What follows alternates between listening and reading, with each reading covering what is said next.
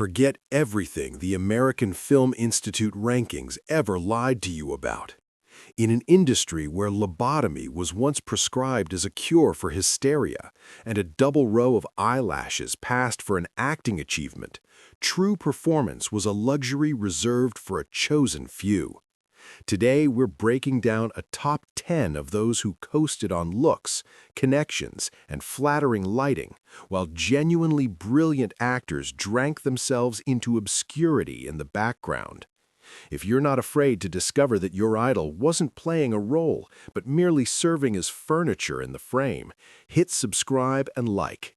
This is a place where the truth comes without censorship.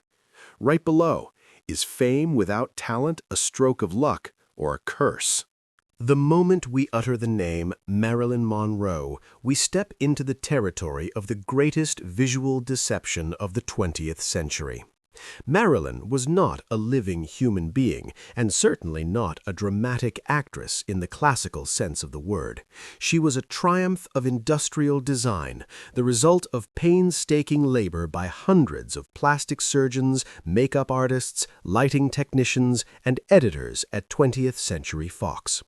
Let's strip away the romantic haze and be brutally honest. Her acting range was only slightly wider than her famous red lipstick, and all the so-called greatness attributed to her by modern apologists is nothing more than a collective imagination and competent marketing. In the official lists of the American Film Institute, she occupies an honorable 6th place among the greatest screen legends, but this is not recognition of her transformative talent. It is a brand awareness ranking. The entire Marilyn image, from the platinum blonde hair to the peculiar breathy whisper, was artificially bred in Hollywood laboratories as the perfect strain of the dumb blonde, which sold dozens of times better than any serious drama of the era.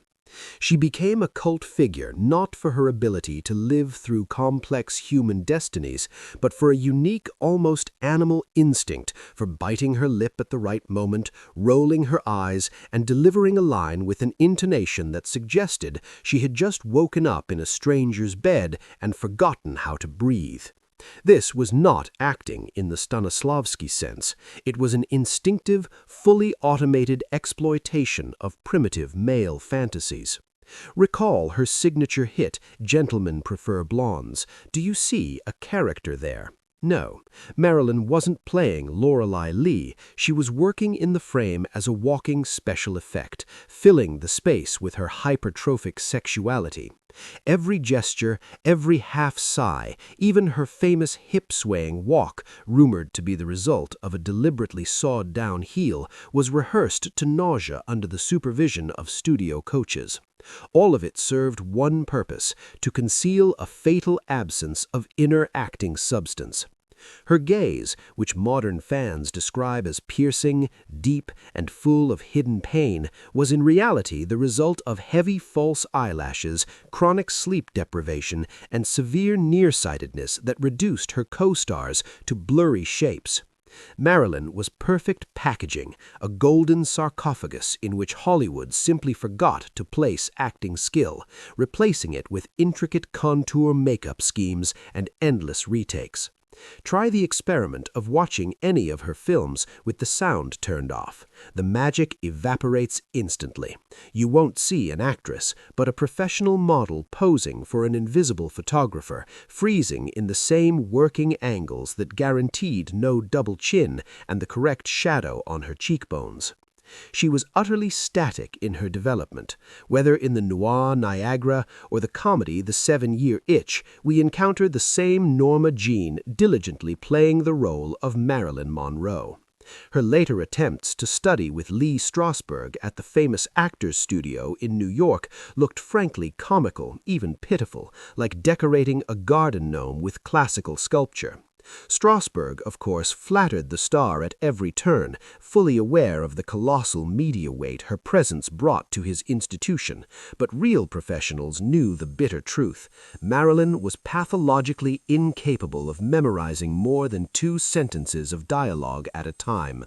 On the set of the legendary comedy Some Like It Hot, she drove director Billy Wilder to the brink of nervous collapse, demanding 40, 50, sometimes 60 takes for the simplest line, "It's me, sugar," or "Where's the whiskey?"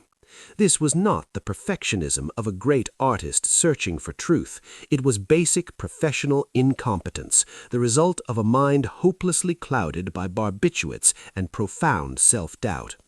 All of her so-called genius is a posthumous myth manufactured by an industry that found it profitable to canonize a victim. A dead icon is always more convenient and lucrative than a living mediocrity, because you can project any profound meanings onto a lifeless image, meanings that were never there to begin with. She became a standard not because she was the best at her craft, but because she was the softest, most malleable clay in the hands of ruthless producers like Darryl Zanuck. The Hollywood assembly line turned her into a deity to siphon cents from the pockets of working people, and when the human shell began to crack under the weight of real psychological disorders and addictions, the industry simply sealed the image in eternity as that of a misunderstood and fragile genius. But if we find the courage to discard nostalgic sentimentality and the rose-colored glasses of cinephiles, only one sad truth remains. Marilyn Monroe was a magnificent, flawlessly engineered marketing product. She was a woman who happened to stand over a subway grate in the right time, in the right dress, while other truly great actresses spent decades bleeding their feet raw on theater stages in search of genuine character truth. She proved to the world Hollywood's most cynical axiom: you don't need to know how to act, you don't need the talent of transformation, you just need to sigh into the camera at precisely the right moment and let the crowd invent everything else for you. Her life was an imitation of art, and her success the greatest mystification of all, where flashes of magnesium replaced the divine spark.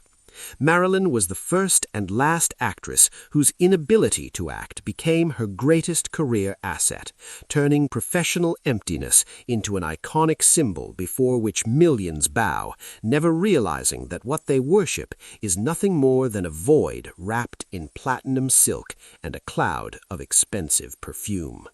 Elizabeth Taylor.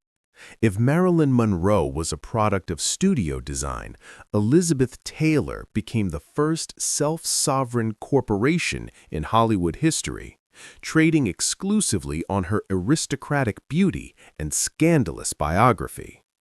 Let's be brutally cynical. Taylor has nothing to do with the Stanislavski system, and certainly not with deep immersion into character. She is the triumph of a genetic lottery and aggressive self-promotion. In Hollywood's golden age, success was paid for not with acting skill, but with status, and Liz understood this better than anyone. She was the first actress to wrest a $1 million salary for her role in Cleopatra, a sum that was astronomical at the time, equivalent to the annual budget of a small country. And what exactly was Fox paying for? Her ability to convey the inner torment of an Egyptian queen? Please. They were paying for her violet eyes and double row of eyelashes, a rare genetic mutation that made her gaze unnaturally dense and mesmerizing even without makeup. That was the entirety of her acting technique, simply to be present in the frame, allowing the camera to record the perfect symmetry of her face. For decades, whispers from film sets claimed that Taylor was phenomenally lazy when it came to working on a role. She didn't rehearse until exhaustion, didn't argue over character motivation. She just stepped into the spotlight, draped in diamonds, and the world froze. Her jewelry collection, worth over $100 million, was a far more expressive and living instrument than her facial expressions in most of her films. When you watch Cleopatra, you don't see a wise ruler, you see a spoiled Hollywood diva struggling under the weight of gold wigs and elaborate makeup. Audiences didn't go to theaters for drama, but to watch Liz change costumes yet again and see the La Peregrina pearl gleam at her throat. Her exalted position in the American Film Institute rankings is little more than a tribute to her turbulent social chronicle, 8 marriages and endless scandals with Richard Burton. Taylor turned her private life into an endless reality show decades before the genre existed, reducing her roles to dull backdrops for the real dramas unfolding in her bedroom. She was the queen of publicity, not the stage. In films like Cat on a Hot Tin Roof, her performance often boiled down to striking poses in a slip and displaying a flawless profile. Yes, she won her Oscars, but many critics still believe they were acts of sympathy from the Academy for her many illnesses, or acknowledgments of her media weight rather than genuine achievements in the art of transformation. Her acting method was simple. Force the audience to look not into the soul of the character, but into her violet eyes, hypnotizing viewers to the point where the absence of talent began to feel like a distinctive style. Liz was the first to grasp a simple truth. In Hollywood, you don't have to be a great actor. It's enough to be an untouchable icon whose every step costs $1 million. She didn't play heroines. She allowed heroines to wear her face and body. Her greatness was built on a foundation of carrots, furs, and boundless self-importance, carefully wrapped by studios in celluloid. Taylor was the triumph of form over substance, a living proof that if nature grants you an angelic face and a steel business instinct, studying acting is simply a waste of time.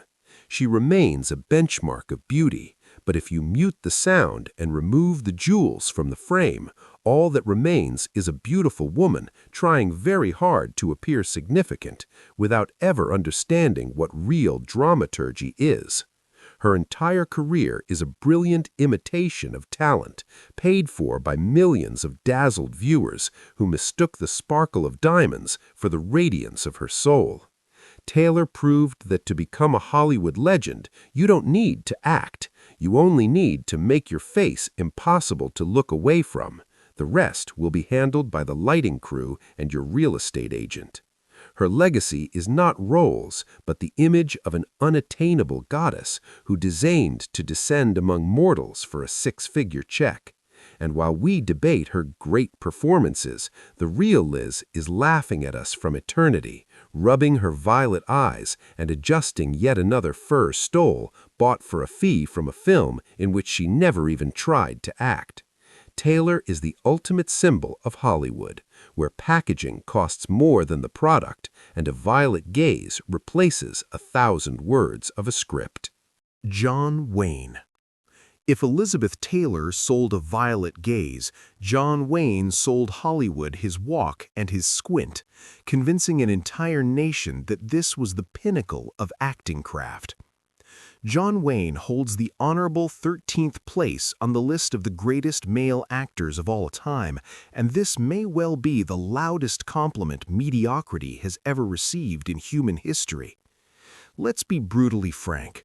Wayne was never an actor in the professional sense of the word. He was a professional version of himself. Throughout his endless career, stretched across hundreds of films, he wandered from one frame to the next without changing his intonation, facial expression, or behavior. His characters were active and driven only to the extent required by the primitive scripts of the B-grade westerns he started in, churned out by sweatshop studios where films were shot in 3 days, practically on someone's knee. There was less psychological depth in his characters than in a sun-scorched cactus in the middle of the Arizona desert.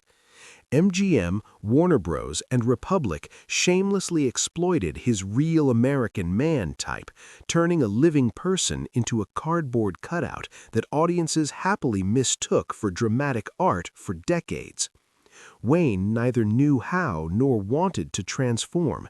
He simply put on a new cowboy hat or a military uniform, remaining the same heavy-jawed man with that peculiar drawl, unchanged whether he was playing Genghis Khan or a U.S. Marshal. His performance in The Conqueror as the great Mongol Khan is still considered one of the greatest unintentional comedies in film history, despite being shot as a serious drama. Wayne, with his cowboy mannerisms and Iowa accent inside a yurt, looked so absurd it became legendary. But Hollywood didn't care about the truth of character. It needed a symbol, and Wayne became that symbol, unbending, flat, and predictable as a concrete slab. His acting was as dull and monotonous as the prairies in his westerns. He coasted on sheer charisma and physical presence, forcing the camera to worship his silhouette, while more talented colleagues struggled to squeeze even a spark of life out of the dialogue. A typical Wayne character has no past, no inner doubts, not a hint of reflection. He simply fires his Colt, rides his horse, and delivers banalities as if he were announcing the laws of thermodynamics.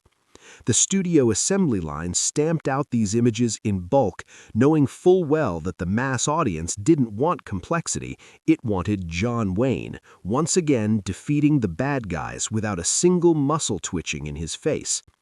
Watch 10 of his films in a row and you won't spot the difference between the characters. It's the same man, just changing horses. His greatness in the rankings is a triumph of ideology over art. He became an icon of conservative America, the living embodiment of the good old days, and criticizing his acting was treated almost as an act of national betrayal. But if we strip away the patriotic bombast and examine his work through the eyes of a professional critic, we find nothing but an endless repetition of the same trick. He was a hostage to his own image, which he himself inflated, terrified of showing even a drop of human weakness or emotional flexibility on screen. When directors like John Ford tried to pull something resembling real pain or fear out of him, Wayne simply squinted harder, turning acting into a staring contest. His career is the clearest example of how Hollywood's Star Factory could turn a man with a two-emotion toolkit into a legend as long as he looked right against a sunset. We are used to calling him great, but in truth he was a great imitator of himself, a man who sold the same record millions of times, and each time the audience asked for more. Wayne proved that to become immortal in the eyes of the masses, you don't need to study Shakespeare or attend the actor's studio. You just need to find one good angle, develop a distinctive walk, and never, under any circumstances, try to be anyone else. He was the triumph of type over talent, and his legacy is not a gallery of great roles, but an endless row of identical frames where an aging cowboy still stares grimly into the distance, never having understood what acting truly is. John Wayne is a myth built on emptiness, carefully filled by Hollywood with the smell of burnt gunpowder and the pomp of American exceptionalism, persuading us that the absence of acting is the highest form of truth. Ava Gardner. In studio backrooms, Ava Gardner was summed up with brutal simplicity, the face of an angel, the body of a goddess, and, frankly, that exhausted the list of professional qualities producers cared about. Let's drop the pretense of political correctness and state the obvious. Ava was the perfect illustration of how Golden Age Hollywood elevated pure physiology onto a pedestal while completely ignoring the absence of formal training or even the faintest spark of transformational talent. In the official rankings of the greatest screen legends, she sits at number 25, but any honest analysis of her acting technique reveals only a yawning void, filled by flawless lighting and the virtuosity of makeup artists. Ava appeared in society columns and tabloids far more often than in serious critical essays. Her torrid affair with billionaire Howard Hughes and her scandalous marriage to Frank Sinatra thundered through the press dozens of times louder than any of her screen performances. To the system of that era, she wasn't a creative force, but a valuable asset, a fatal woman by default, who didn't need to squeeze emotions out of herself. She only had to step into the frame and let the camera glide over her impeccable cheekbones. She appeared in large-scale productions like The Snows of Kilimanjaro and Mogambo, not for her ability to cry according to Stanislavski or construct a complex psychological arc, but because she was the living embodiment of the era's visual style. At the time, the frame revolved around the cult of the human body, and Ava Gardner filled that space with absolute perfection, even when she had absolutely nothing to say to her scene partner. Her acting method, if the term even applies here, consisted in being irresistibly attractive in every take, regardless of whether the scene called for suffering or joy. Producers at MGM quickly understood that audiences wouldn't come to see Gardner's deep drama. They would come to see Gardner's body. And so they exploited her type mercilessly, turning her into a hostage of her own appearance. When you watch The Killers, you don't see the complex Kitty Collins. You see Ava herself, posing, fully aware that every angle of her face and body was worth thousands of dollars. She couldn't change masks. She always remained Ava Gardner, cold, unattainable, and dazzlingly beautiful, a statue mistakenly handed dialogue. Her relationship with cinema resembled a prolonged resort affair. She allowed herself to be filmed, and the studios allowed her to be called an actress, as long as box office numbers confirmed her status as a sex symbol. Many contemporaries noted that Ava herself treated her work with a healthy dose of cynicism, perfectly aware that she was hired not for divine inspiration, but for the cut of her eyes and the line of her hips. Her entire career is a vivid example of how the star-making conveyor belt could manufacture an illusion of greatness where there was only natural grace. In film history, she remains a symbol of sensuality of the 40s and 50s, but if you remove her luxurious gowns, soft lighting, and the title of the most beautiful woman in the world, what remains is a mediocre extra who happened to be born extraordinarily well. Her greatness was built on a foundation of male desire and expertly placed light, and in that sense, she is a perfect monument to Hollywood, which has always preferred a beautiful lie to a complicated truth. She was the triumph of aesthetics over ethics, of form over meaning. Ava proved that if you possess the body of a goddess, talent can wait in the lobby forever, and no one will even notice its absence as long as you smoke dramatically in close-up, staring into the lens with a predatory but utterly empty gaze.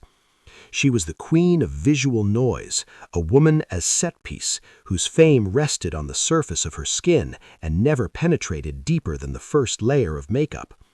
And that was both her greatest professional tragedy and her greatest success as a product of an industry that never looked for actresses when it could simply hire a goddess. Gardner became a legend not despite her lack of talent, but because of it. Nothing distracted the audience from contemplating her perfect form, turning the act of watching a film into voyeurism disguised as a trip to the cinema. Grace Kelly. If there is a figure in Hollywood history whose myth rests entirely on a perfectly timed exit from the stage, it is Grace Kelly, an actress who turned emotional rigidity into a brand called aristocratic elegance. Let's be ruthlessly cynical.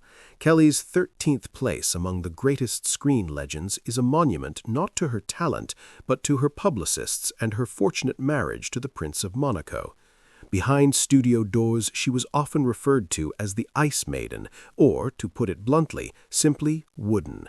Her entire acting method consisted of freezing in the frame with the expression of someone who has just discovered a stain on expensive silverware.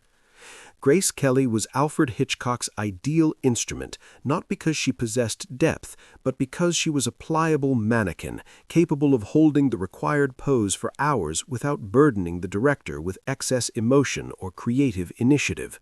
Hitchcock adored his blondes precisely for this emptiness.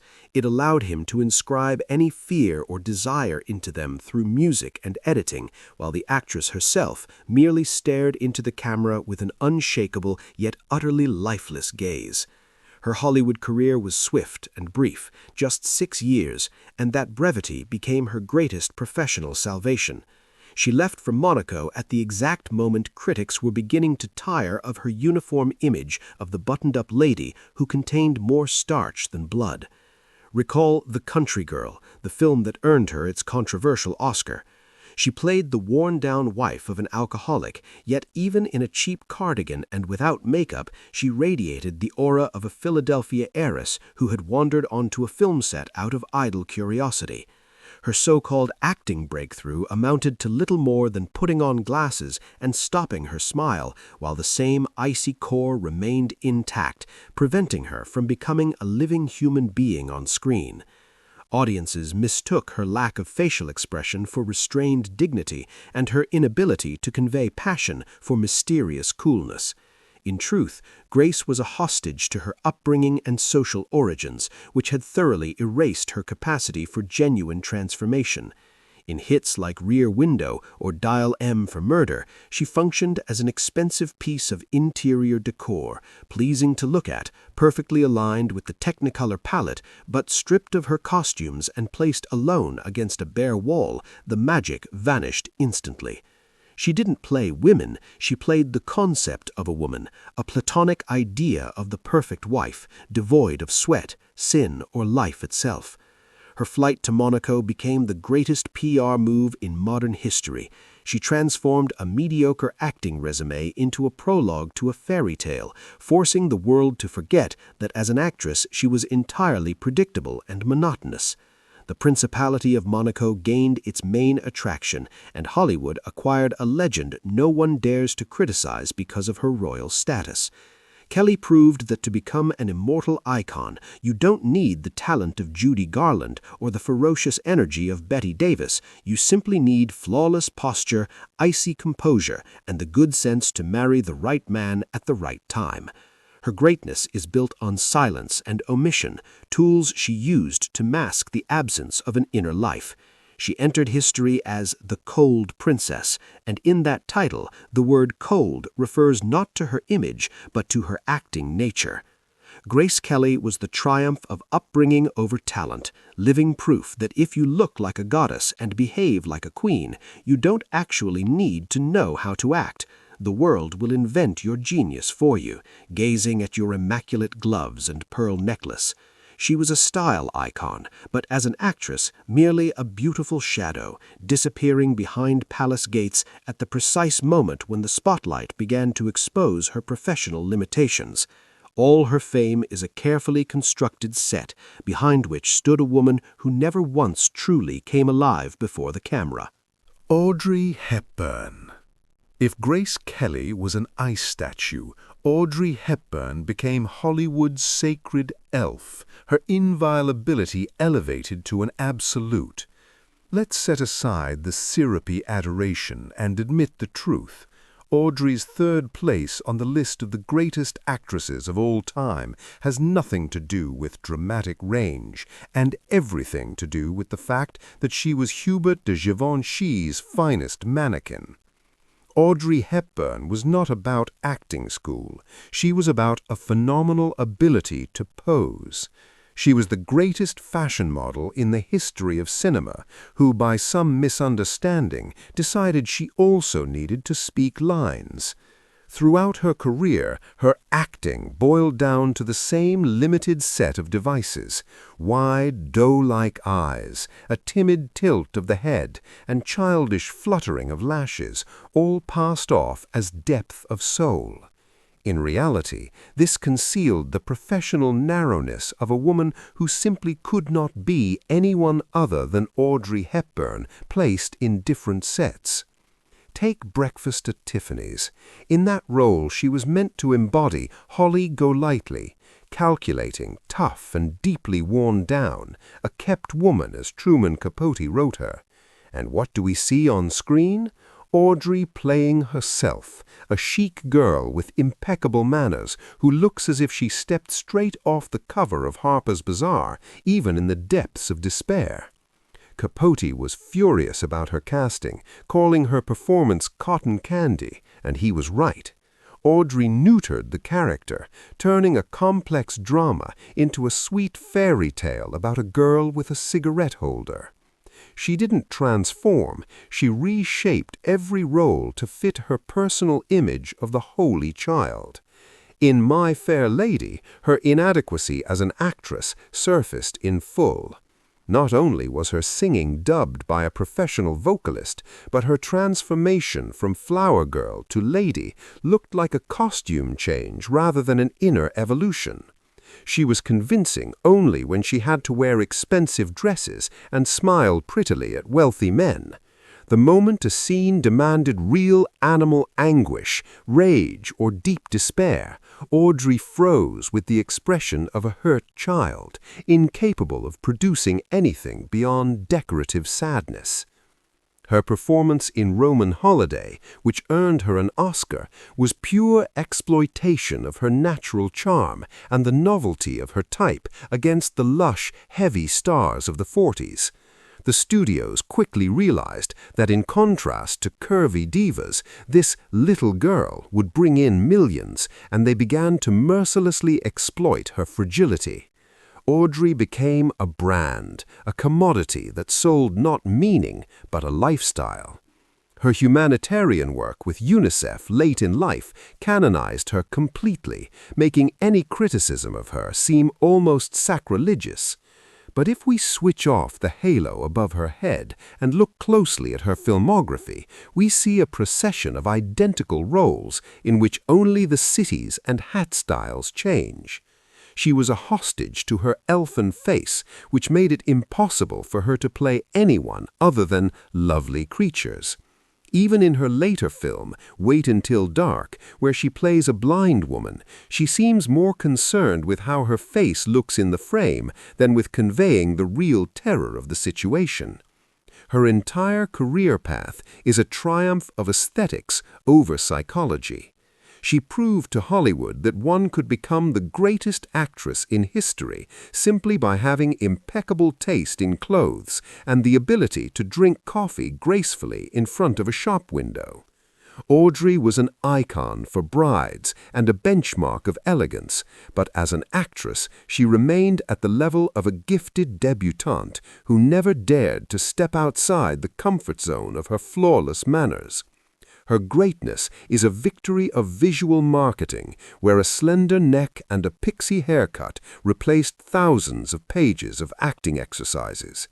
She was a living logo of the age of beautiful images, a woman who turned a lack of talent into an excess of style, persuading the world that cute, fluttering eyelashes were the highest form of dramatic art. Audrey Hepburn is a beautiful illusion, an emptiness filled with the genius of Givenchy and the right lighting, a monument to a time when Hollywood learned to sell sanctity instead of professionalism, transforming an ordinary fashion model into a deity still worshipped by those who cannot tell the difference between a great actress and a great hanger for couture dresses. Jane Mansfield. If Marilyn Monroe's story is a tragedy, then Jane Mansfield's career is a prolonged farce staged against the scenery of a cheap strip club and the glossy pages of Playboy. Let's be ruthlessly cynical. Jane was not merely a copy of Monroe, she was her caricature, pushed to the point of absurdity, where every curve of the body and every sigh was exaggerated to satisfy the lowest appetites of the 1950s audience. Mansfield became living proof that Hollywood's star factory could digest any amount of talent by replacing it with cleavage and a talent for manufacturing scandals out of thin air.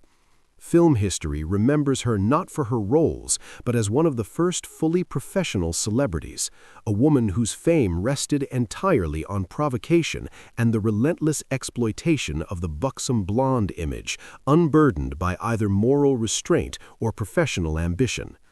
Her entire creative path was a desperate attempt to seize Marilyn's throne using the same tools, only amplified tenfold.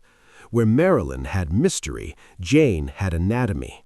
Studios tried to market her as an intellectual answer to Monroe. Rumors placed her IQ at 163, but the irony was that she used that intelligence solely to find more inventive ways to undress in front of the camera.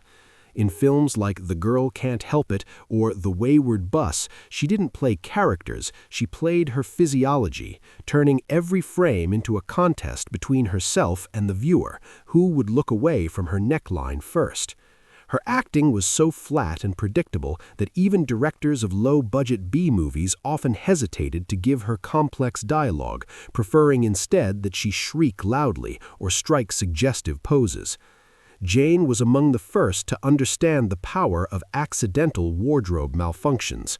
Her infamous appearance at a party honoring Sophia Loren when her dress nearly gave way under the flash of paparazzi cameras became her most significant acting performance.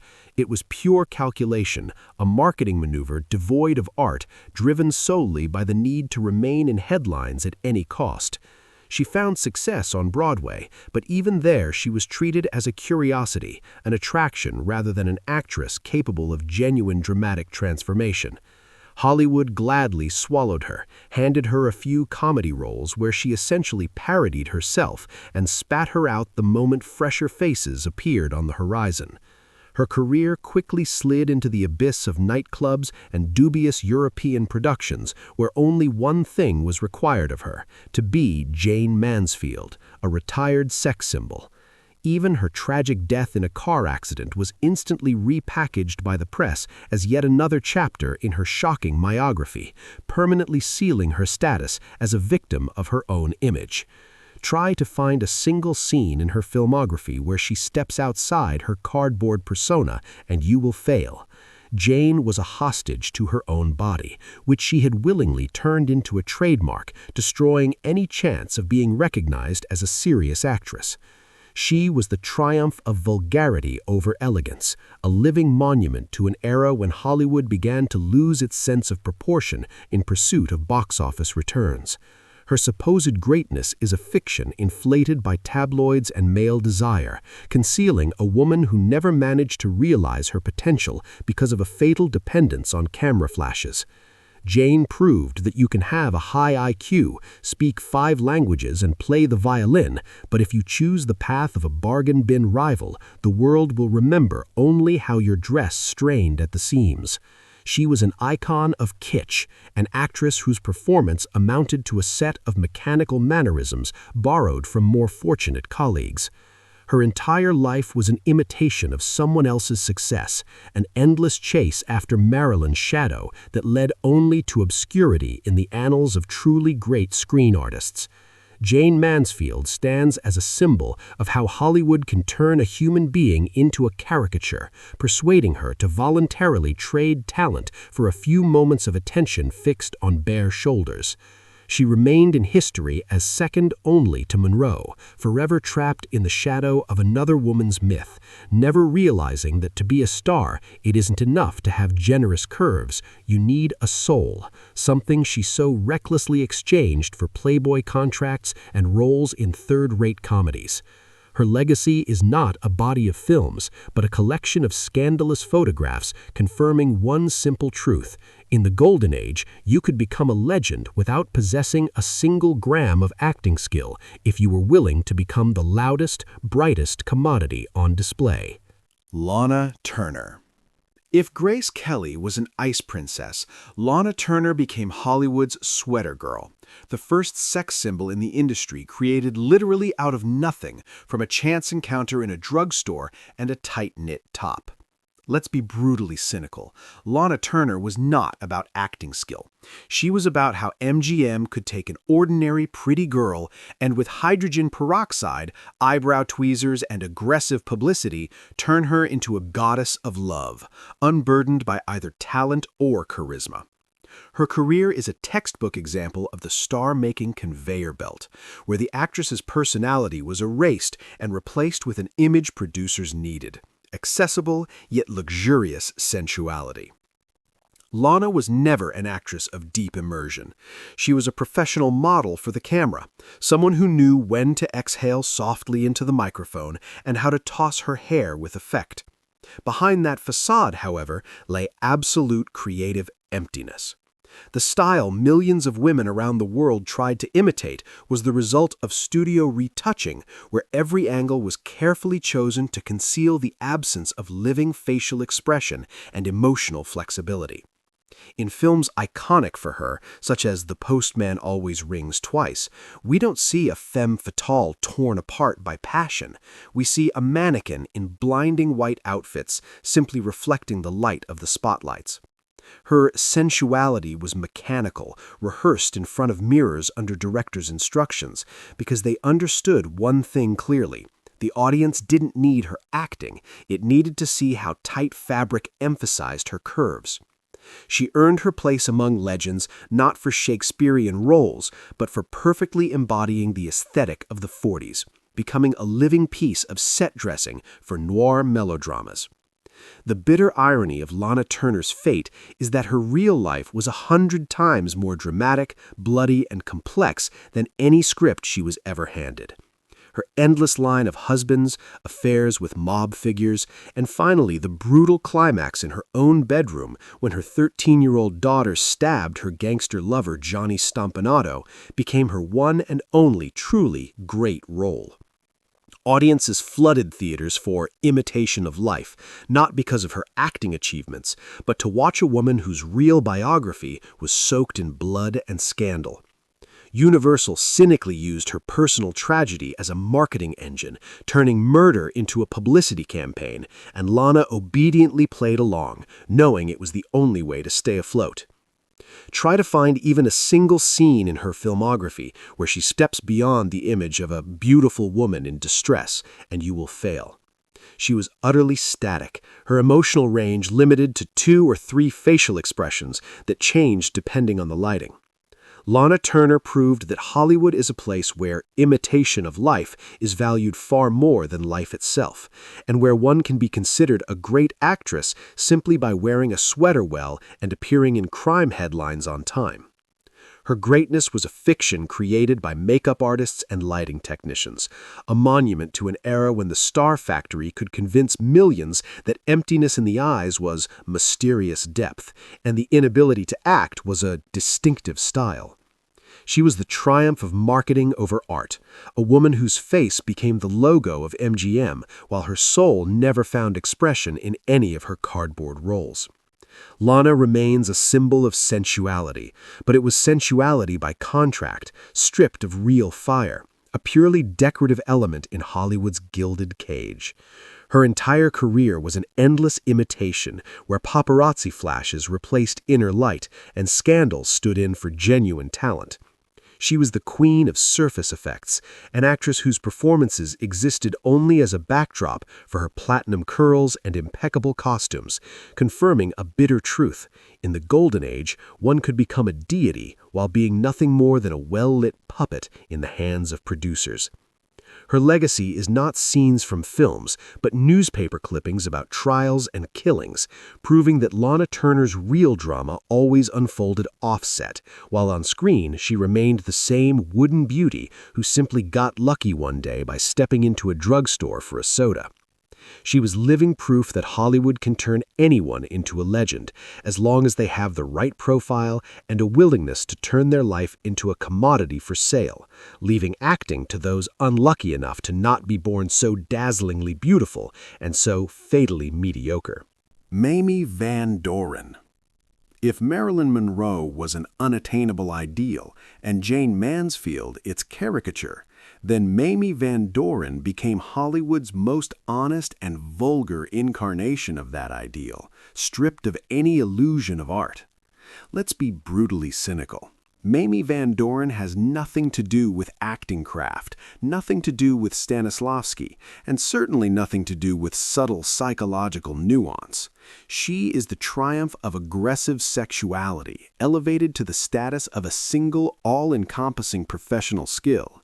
She was one of Hollywood's 3 M's, but while her rivals still pretended to be actresses, Mamie grasped the rules of the game immediately. In a world ruled by studio bosses, your body is your only capital, and talent is merely an inconvenience that gets in the way of posing correctly in a tight dress. Her career became the purest expression of so-called exploitation cinema, where a script was replaced by a sequence of poses and directing was reduced to a lighting technician's ability to emphasize the curves of her figure. Her entire creative path was an endless procession of bad girl roles in low-budget B-movies made for one purpose only, to lure horny teenagers and bored middle-aged men into theaters. In supposed cult titles like High School Confidential or Untamed Youth, she didn't play characters, she played her defiance and her willingness to challenge public morality for the sake of another glossy photo spread. Her acting method was as simple as a brick. Look as provocatively as possible, speak with exaggerated intensity, and move as if there were a detonator hidden beneath the fabric of her dress. MGM and Universal used her as a foolproof weapon in the battle for box office returns, fully aware that Mamie was a product that required no sophisticated packaging. She embodied the rebellious spirit of the 1950s, but it was a rebellion carefully choreographed by producers in the name of profit. Film history remembers her not for dramatic monologues, but for her ability to turn any appearance on screen into a provocation. She proved that the Hollywood Star Factory could mass-produce legends as long as they came with platinum hair and a complete absence of shame before the camera. Mamie was a prisoner of her wild kitten image, and to be fair, she never seriously tried to escape that cage. Her performances were monotonous and flat, devoid of even the faintest trace of inner life, exactly what Hollywood wanted. The less actress there was in the frame, the more product there was to sell. She became one of the first actresses to bet not on the quality of films, but on the quantity of press mentions and the audacity of her outfits. Watch any of her films today and you won't see an actress, you'll see a professional provocateur using the screen as a runway to showcase her physical assets. She was the queen of drive-ins and cheap theaters, places where no one cared about talent, only shock value and visual noise mattered. Mamie Van Doren proved the bitterest truth of the golden age. To keep your name alive for decades, you don't actually need to know how to act. You just need to be the loudest, the brightest, and the most undressed person in the room. Her supposed greatness is a fiction inflated by male fantasy and studio cynicism, a monument to an era when cinema finally turned into a flesh market. She was the triumph of marketing over talent, a woman whose profile became iconic simply because it was reproduced on millions of posters for roadside diners. Mamie entered history as the eternal bad girl, a role she played according to strict studio schedules, never daring to take a real artistic risk. Her entire career was a loud, garish facade behind which stood mediocrity elevated to cult status through peroxide blonde hair and a clinging satin. She was living proof that Hollywood can turn anyone into a goddess if she is willing to become the perfect accessory to a flashy poster, leaving acting craft to those naive enough to believe in art more than in ticket sales. Her legacy is not a collection of great roles, but a series of frames in which she stares provocatively into the lens, confirming one simple fact: in the world of big money, beauty without talent is the most liquid commodity of all. Mamie Van Doren was and remains the undisputed queen of B-movies, a woman who turned the absence of acting ability into her greatest asset, making the world pay for the illusion of her untamed nature, an illusion built on flattering a light and a highly competent publicity department. She is the final chord in the symphony of Hollywood mediocrity, proof that in this industry one can become an eternal legend by being nothing more than a striking piece of decor in films forgotten the moment the audience leaves the theater. Lupe Velez.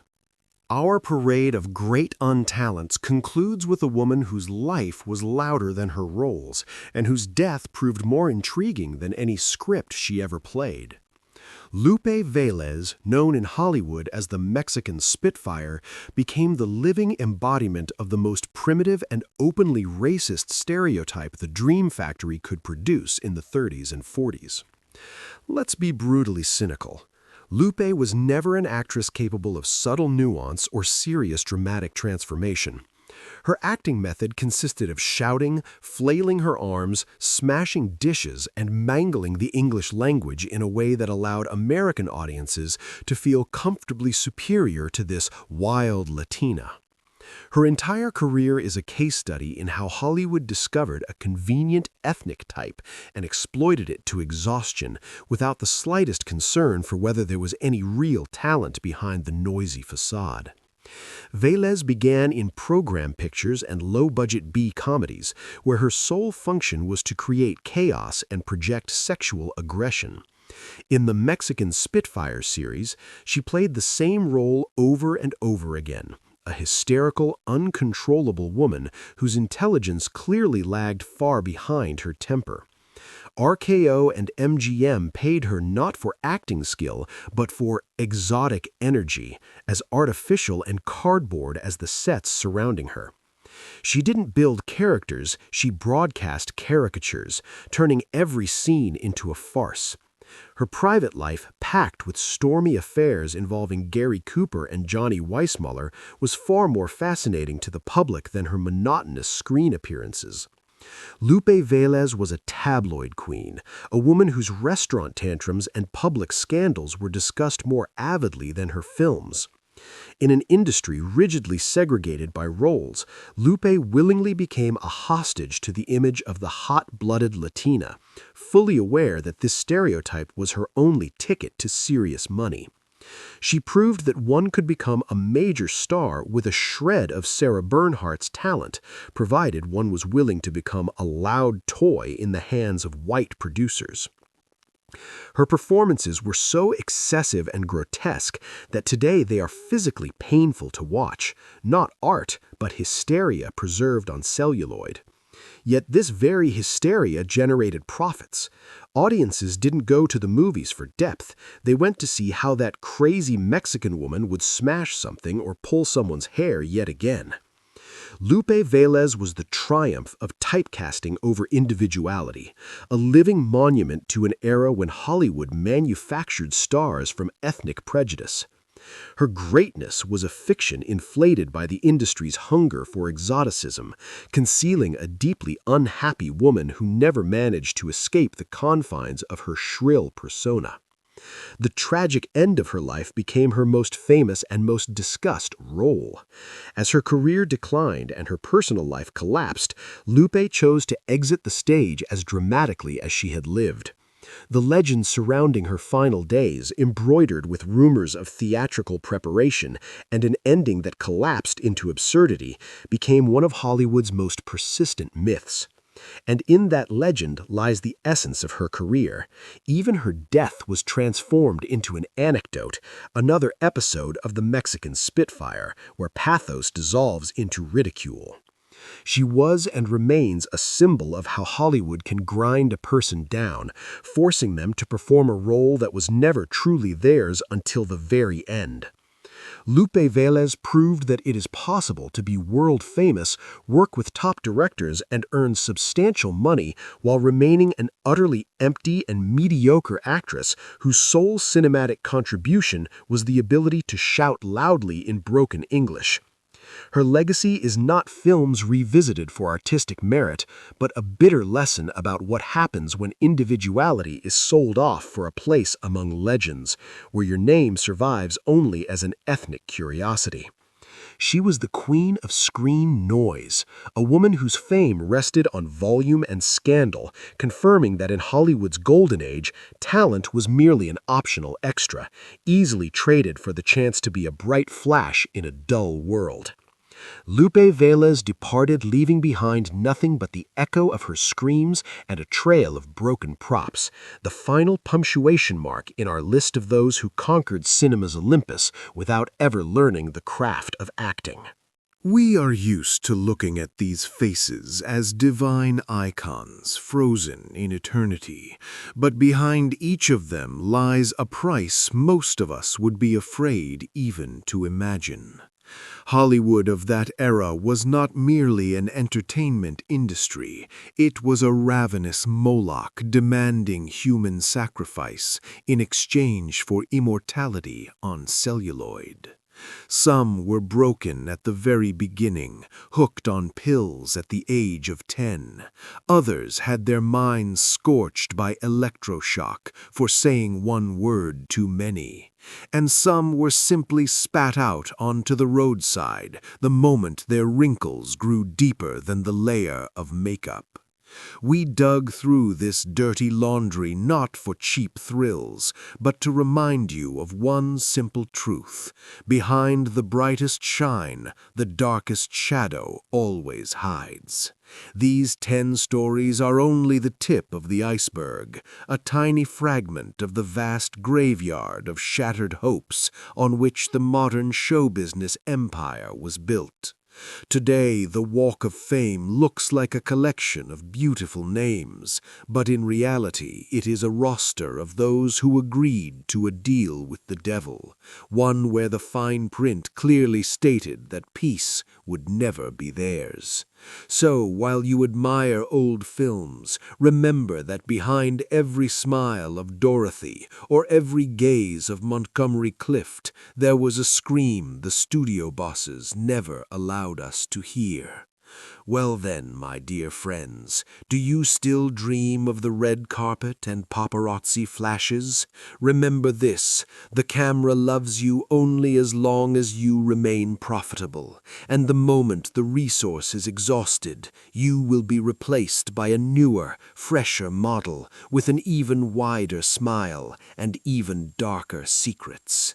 Protect your sanity and don't believe in fairy tales, because in Hollywood, fairy tales always end in blood. And with that, our report from hell comes to an end. Don't forget to check your closets for wire hangers and stay away from questionable fans.